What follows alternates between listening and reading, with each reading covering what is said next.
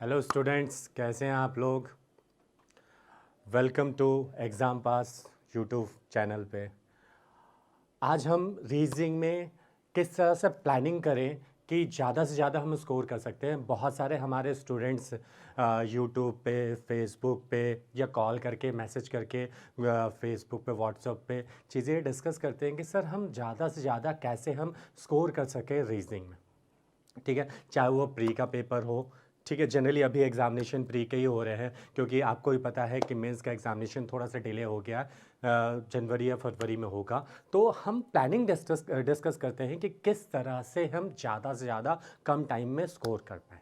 ठीक है, अगर हम बात करें रीजनिंग की, ठीक है, तो रीजनिंग में प्री की बात करते हैं सबसे पहले।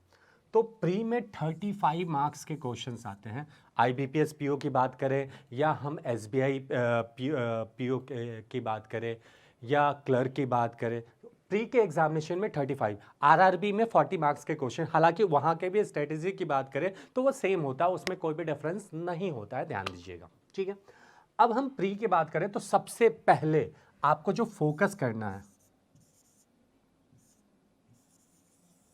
पजल पे।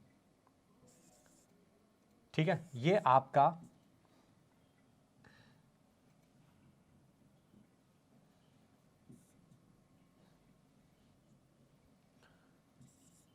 20 मार्क्स का, ध्यान दीजिएगा, पजल जो है ये आपका 20 मार्क्स का। और बेसिकली कुछ लोगों का ये कहना है कि सर पजल को छोड़ दें तो क्या हम क्वालिफाई कर जाएंगे।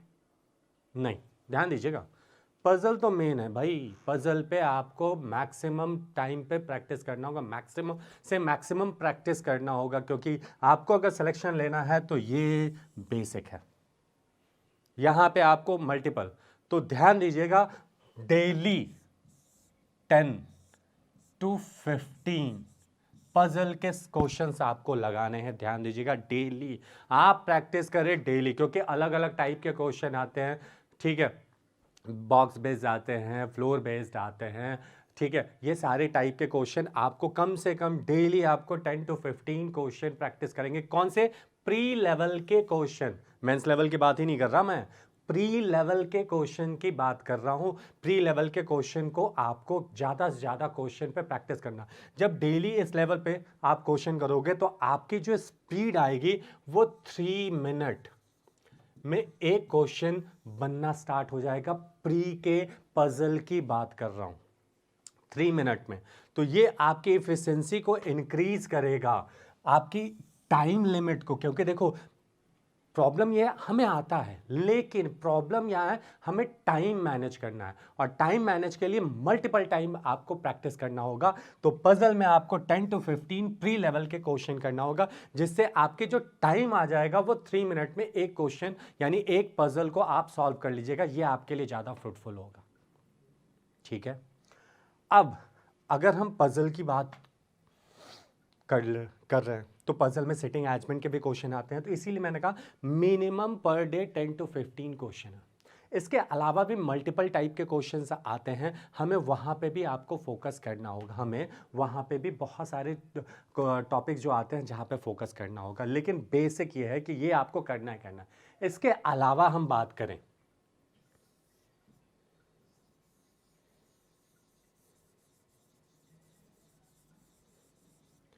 इनइक्वलिटीज। ठीक है, ये टॉपिक प्री में भी आता है और मेंस में भी आता है, ध्यान दीजिएगा, लेवल में ज़्यादा का डिफरेंस नहीं होता। तो इस पे आपको प्रैक्टिस करना है।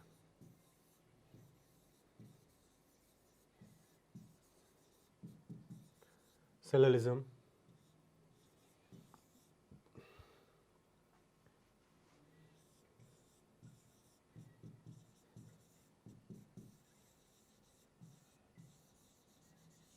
कोडिंग, डिकोडिंग,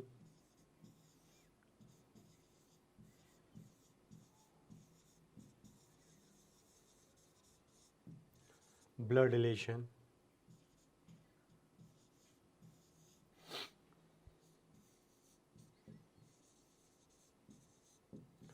डायरेक्शन,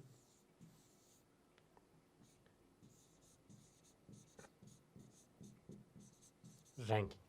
अब ध्यान दीजिएगा, ये तो हमने आपको टॉपिक लिख के बताया कि किस तरह से। अब इनइक्वलिटीज की बात करें तो ये जाना मिनिमम 3 मैक्सिमम 5। अब किसी किसी एग्जामिनेशन की बात करें, किसी किसी सेट में 3 क्वेश्चन आते हैं, किसी में क्या आते हैं 5 क्वेश्चन आते हैं। और ये ऐसे टॉपिक है जो अगर 5 क्वेश्चन आ रहा है तो 1 से लेके 1.5 मिनट या मैक्सिमम 2 मिनट के अंदर में 5 मार्क्स आपके स्कोरिंग होते हैं। ध्यान दीजिएगा, ये छोटे छोटे टॉपिक्स की बात करें तो 5 मार्क्स के क्वेश्चन आपके एग्जामिनेशन में आते हैं तो बंच में। Same as it is syllogism की बात करें तो 1 से 2 मिनट में ये आप आसानी से सॉल्व कर सकते हैं। कोडिंग डिकोडिंग में अलग अलग टाइप के क्वेश्चन आते हैं।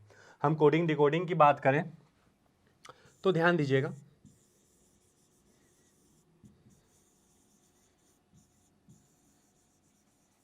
कोडिंग डिकोडिंग में 3 टाइप के क्वेश्चन आएंगे। फर्स्ट आपका आता है लेटर कोडिंग, जिससे सिर्फ 1 या मैक्सिमम 2 आते हैं और ये सिर्फ प्री के पेपर में आता है। सेकंड जो आपका आता है नंबर कोडिंग। ये जो नंबर कोडिंग आता है इससे मिनिमम 3 या मैक्सिमम 5 ये आपके प्री के एग्जामिनेशन में भी आते हैं और मेंस के एग्जामिनेशन में आते हैं और इजी होते हैं। आप इस पे अच्छे से प्रैक्टिस करोगे तो बहुत आसानी से वहाँ पे क्वेश्चन सॉल्व हो जाते हैं। और अगला होता है मिसलेनियस कोडिंग, जो चाइनीज़ होता है, जिसे हम लोग चाइनीज़ कोडिंग कहते हैं। ये 3 और 5 मार्क्स के क्वेश्चन आते हैं, प्री में भी आते हैं और मेंस के एग्जामिनेशन में आते हैं। तो यहाँ पे आप मल्टीपल आप स्कोर कर सकते हैं। तो ये जानिए कि अगर 35 मार्क्स के क्वेश्चन हैं तो आप 33 to 35 तक आसानी से स्कोर कर सकते हैं। बस थोड़ी सी आपको एफर्ट की जरूरत होगी, ज़्यादा से ज़्यादा प्रैक्टिस करने की जरूरत होगी। हम कितना ज़्यादा प्रैक्टिस करें, किस तरह से प्रैक्टिस करें, ये चीज़ें आपको खुद गोल बनाना होगा। देखो होता क्या है ना, बेसिकली होता है टाइम मैनेजमेंट। हमें आता है एग्जामिनेशन में, आप खुद रियलाइज करोगे कि जब आप एग्जामिनेशन दे रहे हो तो आपको ऐसा फील होता है कि सर थोड़ा टाइम होता तो हम ज़्यादा से ज़्यादा स्कोर कर सकते। आता हमें सारे क्वेश्चन थे, तो उस टाइम को मैनेज के लिए मल्टीपल आपको प्रैक्टिस करना होगा। कोडिंग डिकोडिंग के मल्टीपल यूट्यूब वीडियोस हमारे एग्जाम पास यूट्यूब चैनल पे ऑलरेडी गिवन हैं, हमारे गिवन है। अगर जो बंदा एग्जाम पास के यूट्यूब चैनल को अभी सब्सक्राइब नहीं किया है तो प्लीज़ सब्सक्राइब करें उसे, ठीक है। आपको बहुत सारे वीडियोस वहाँ पे मिल जाएंगे, चाहे वो हमारे सिलोजिज्म के वीडियोस हैं, पूरे की पूरी टॉपिक के साथ साथ मल्टीपल क्वेश्चन, हर एक कंसेप्ट को क्लियर किया गया है, चाहे वो इनइक्वलिटीज़ का होगा, सिलोजिज्म का होगा, कोडिंग डिकोडिंग के नए नए टाइप के क्वेश्चंस वहाँ पे गिवन हैं, ब्लड रिलेशन के मल्टीपल टाइप के क्वेश्चन गिवन हैं, जहाँ पे पजल वाले भी क्वेश्चन आपको मिल जाएंगे। सारे टाइप के क्वेश्चन गिवन हैं, आप आसानी से वहाँ पे उसे सॉल्व कर सकते हैं। आपके कंसेप्ट जो भी कंसेप्ट हैं वो बहुत आसानी से सॉल्व हो जाएंगे। डायरेक्शन की बात करें तो डायरेक्शन में आपके प्री में 1 मार्क्स के क्वेश्चन या 3 से 5 मार्क्स के, यानी पजल के फॉर्मेट में भी वहाँ क्वेश्चन में ये सारे टॉपिक हमने वहाँ पे पढ़ाए हैं। यूट्यूब चैनल पे सारे वीडियोस आपको मिल जाएंगे, मल्टीपल वीडियोस मिल जाएंगे। और डेली हम यूट्यूब चैनल पे आपसे जुड़े रहते हैं, तो आप हमसे हमेशा जुड़े रहें। नए नए टाइप के क्वेश्चन भी हम प्रैक्टिस कराते रहेंगे। ऑर्डर रैंकिंग के क्वेश्चंस आते हैं, ये इससे बड़ा है, या एज से रिलेटेड क्वेश्चन आते हैं ऑर्डर रैंकिंग में। जब आज के डेट में जो पजल के नए टाइप के क्वेश्चन आ रहा है उसमें भी वो चीज़ें इंक्लूड होती हैं। तो आपको बेसिकली वहाँ पे सबसे ज़्यादा फोकस करना होगा। ध्यान दीजिएगा, रीजनिंग में 35 लाना इजी है, बशर्ते आपको कुछ चीज़ों पे आपको प्लानिंग करनी होगी कि हम, क्योंकि देखो पांचों उंगलियां कभी बराबर नहीं होती। किसी पर्सन का मैथ्स अच्छा होता है, किसी का रीजनिंग अच्छा होता है, किसी का इंग्लिश अच्छा होता है। आपको बहुत अच्छे से पता है कि मेरा स्ट्रॉन्ग पॉइंट क्या है, मेरा वीक पॉइंट क्या है। हमेशा इस बात पे आपको पता होता है। हम सामने वाले को जो भी कहें, हम अंदर से जानते हैं हमें क्या है, हमारा स्ट्रॉन्ग पॉइंट क्या है, हमारा वीक पॉइंट। तो अपने स्ट्रॉन्ग पॉइंट दिखाने के साथ साथ अपने वीक पॉइंट पे सबसे ज़्यादा फोकस करना हो। आपको पता है कि अगर ये दोनों टॉपिक हमारे स्ट्रॉन्ग पार्ट हैं तो हो सकता है कि इनमें से कोई टॉपिक वीक है, हमें इस पे फोकस करना होगा। इस बात पे ध्यान दीजिएगा, हमें इस पे फोकस करना होगा। हम ज़्यादा से ज़्यादा अपने स्ट्रॉन्ग पॉइंट से ज़्यादा वीक पॉइंट पे ज़्यादा फोकस करें। क्यों? क्योंकि जब अपने वीकनेस पे ध्यान देंगे ना तो हमारे जो डिमेरिट्स हैं, हम कहाँ पे लैक करते हैं, वो चीज़ें आपको ध्यान रखना होगा। ये बेसिक टॉपिक है जो आपके एग्जामिनेशन में प्री में आते ही आते हैं और इससे आप ज़्यादा से ज़्यादा स्कोर कर सकते हैं। ध्यान दीजिएगा, अब ज़्यादा से ज़्यादा प्रैक्टिस करने के लिए आपको मॉक टेस्ट लगाना होगा।